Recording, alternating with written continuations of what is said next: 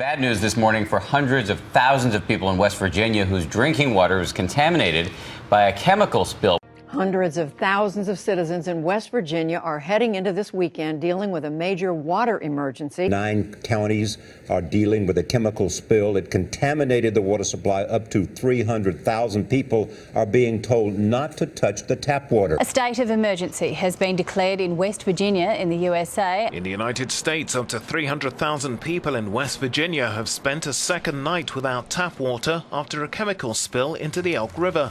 More than 700 people in the Charleston area have called poison control centers, complaining of nausea, vomiting, headaches, and rashes. 70 people went to local hospitals. For the 300,000 area residents, it's been a frustrating day and a half. Authorities say 7,500 gallons of a toxic chemical used to process coal leaked into the Elk River on Thursday from Freedom Industries, a company just upstream from a water treatment plant. Crews were spotted working at the affected areas throughout the night, but there's no telling how long residents will have to steer clear of the water. You can't wash the dishes, you can't take a shower, so that's more frustrating than it is nervous or upset. I don't think anyone had any clue what was going on. I was live on the air when the governor's first tweet went out basically announcing that this had happened. What the chemical spill taught us is that water is extremely valuable, and we just often take it for granted because we have so much of it. This event started on Twitter with Governor Earl Ray Tomlin's initial tweet a little after 5:30 that day. And it became a Twitter event. It became a social media event. And I think it's one of the best examples I've seen of the way social media very quickly engages large numbers of people and can give quick snippets of information, updates to a continuing story in a very effective way. My roommate at the time flushed the pipes, and I remember coming home and getting ready to take the first shower, and that smell was everywhere. And they told us that it would be there, but I think that everyone, at least myself, was a little reluctant. It was a matter of necessity, though. It had been days, and it's not like I could jump in the car and just drive away out of town to go find some water to use. So I would say it wasn't, if there was any trust involved, there was certainly a level of reluctance. There's no question about that. Viewers weren't believing what they were hearing and what they were seeing, because there had been that confusion in the beginning, and because there had been some mixed messaging early on and then throughout the rest of the process. And when that trust is broken, it's very difficult to regain that. And that was the biggest problem I think we faced, not only during the crisis, but months and months and months after.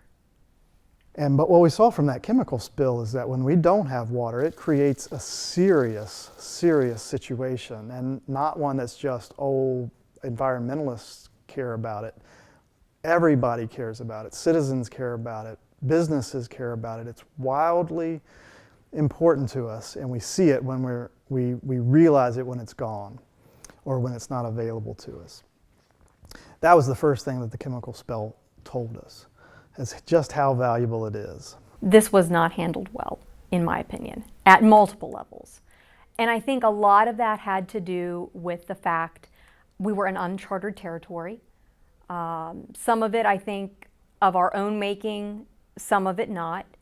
This was a chemical that we knew about and had been a part of the coal industry and the cleaning process for a number of years, but had not been studied very extensively. So we didn't have a lot of information from the scientific community to start with to know, what are the effects? What are the potential hazards? What should we be telling people? And not just as the media, but what should the Department of Public Health be telling people? What should the water company be telling people? And so there was a scrambling at the beginning to just gather information to share. Well, I think about this all the time. It's Charleston, West Virginia, right? What does someone in New York City care about what happens in Charleston? Maybe not much. But if something like this would have happened in New York City, the entire world would have been paying attention to it. And they would have been hungry for every detail. Granted, part of that's a matter of scale and population and how many people were affected, but it's still 1/3 of a million people. You know, 300,000 is a gigantic number. We didn't know what the protocols and procedures were for shutting down a water plant of the size of West Virginia American Water's facility near Charleston along the Elk River. And it took asking questions, investigative reporting, a real sort of dogged determination to find those answers in order to get there. I think now, knowing what we know from that event, moving forward, we can apply a lot of those principles.